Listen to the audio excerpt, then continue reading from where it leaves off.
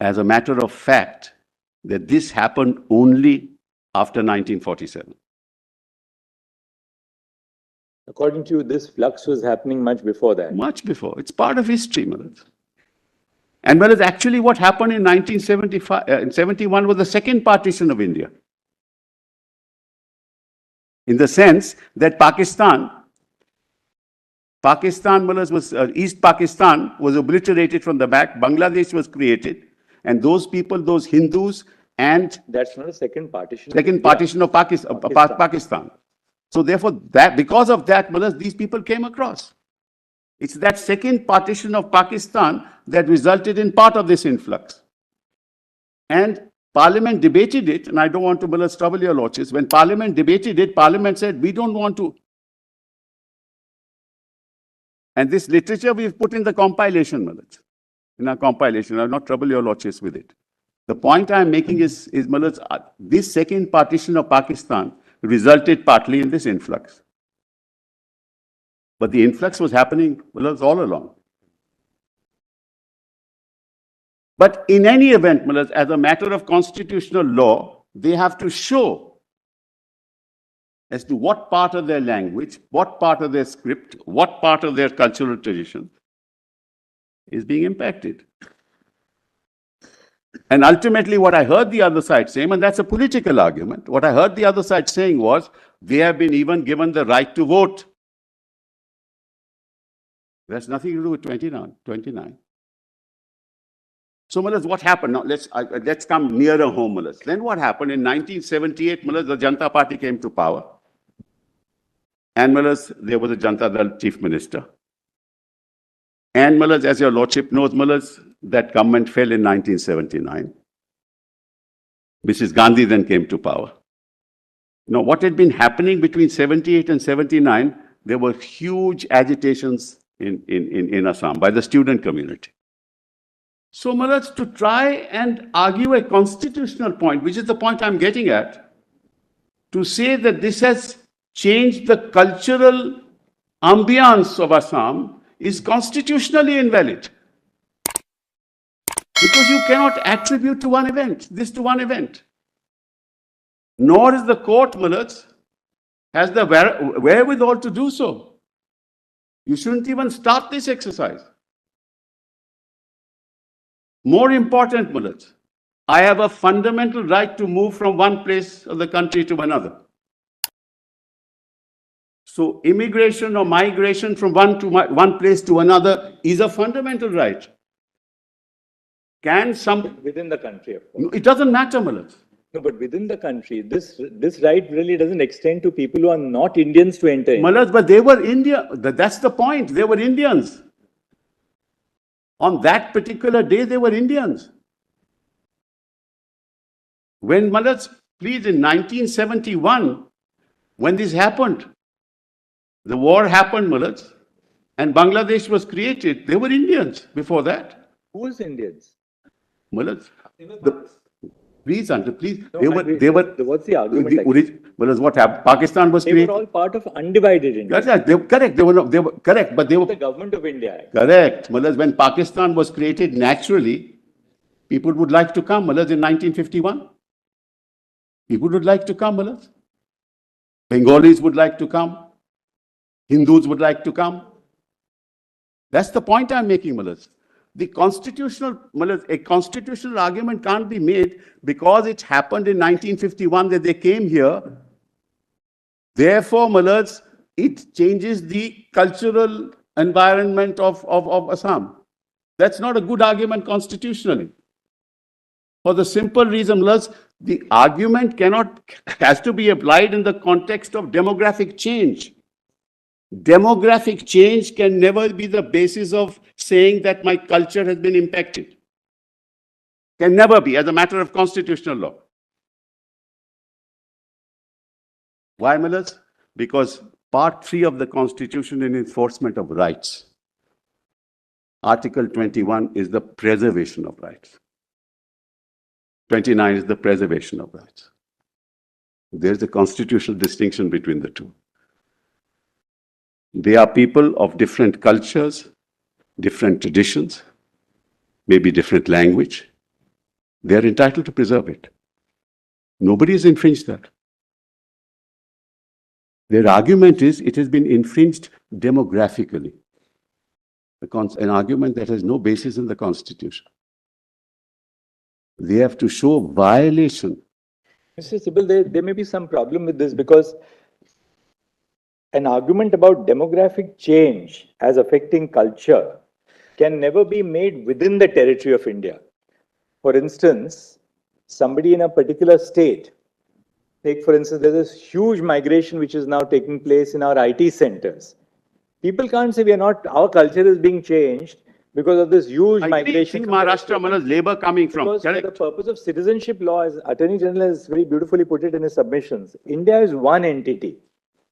Correct. So no one state or no people in one state can say that, look, by virtue of the fact that we are having an influx from other states, that our culture is being affected. Too bad. That's what the Constitution presupposes by postulating Article 19(1)d. You rightly said that, there's free movement. But this applies within the nation. I agree. But let's kindly see 29 now. Can the people of a state not say, suppose the union were to say that we are going to resettle, say 20,000 refugees or 25,000 refugees in a particular state. There may be substance in the argument, we may not accept it, but they can certainly found a constitutional challenge. But I'll answer that. See 29. You cannot have a challenge at all. But that's 29. Just look at 29. Just have a look at 29. If I may, let's read it. Any section of the citizens residing in the territory of India or any part thereof having a distinct language, script, or culture of its own shall have the right to conserve the same. No problem. Which part of their petition says that their right to language, script, or culture has been impacted? That's not even their case. So how do you bring 29 into it? The submission that I am making is this demographic change happened because of historic reasons. And these historic reasons don't relate only to 1947, after 1947. These historic reasons are etched in history. Well, my learned friends have argued on 2-3 counts. Number one, they say that their cultural rights under 21 have been impacted by this demographic change. That's one. Number two, that Article 14 has been violated for the reason that while this protection is given to migrated people in Assam, it's not given to others. And number three, they say that Section 5 and 6 are frozen in time in the Constitution. Article 5 and 6 are frozen in time. And therefore 6A cannot in fact have been enacted. Broadly speaking, these are the three broad submissions. Now, there's a fallacy in each one of them, and I'll demonstrate it right away. Well, migration of peoples and populations is embedded in history. It cannot be mapped. No migration can ever be mapped. And if you look at the history of Assam, you'll realize that it's impossible to figure out who came when. Assam originally was a part of Myanmar. And it was way back in 1824, after the British Mullahs conquered a part of it, that a treaty was entered into by which Assam was handed over to the British. And I'm talking about 1826, 1824, 1826. You can imagine the kind of movements of peoples that must have taken place in the context of the then British Empire. And if you jump to 1905, you will have the partition of Bengal. And in the partition of Bengal, East Bengal and Assam became one. Indeed, at that point in time, Bengali language was forced to be taught in schools. There was a huge opposition to that.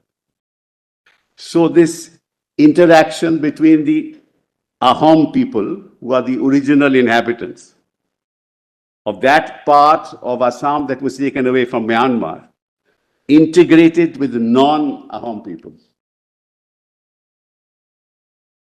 And therefore, the interaction and the absorption of the Bengali population in Assam has a historical context.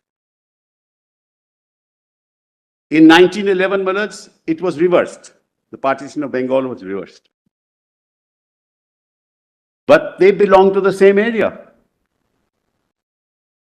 The ethnicity was different. The language was different. And all these problems were created by the British. Because when the independence of India took place, East Pakistan, which is now Bangladesh, was carved into a separate country. And the exodus happened because of the fact that the ethnic minorities, linguistic minorities, as well as the majority community in East Bengal, in East Pakistan was not willing to stay there. The problem on the West Coast was entirely different. On the western border was entirely different. Because on the western border, it was the Hindus who were coming into India, not the Muslims. The Muslims were given the choice to go there. That's why the date 19th of July. If you not come on the 16th of August, Millers, we are people who have been displaced from Lahore. My maternal grandparents were killed. So we came here immediately on the 16th of August. But there are many people, Millers, who came here afterwards. And they had to be given refuge. So therefore the 19th of July date, therefore the mechanism. That would never have happened in Assam. From East Pakistan, there was no such. All the minorities wanted to come into India because it was originally a part of India, part of the British Empire. So when this partition took place, naturally, people of Indian ethnicity, Bengali ethnicity, their language would want to come.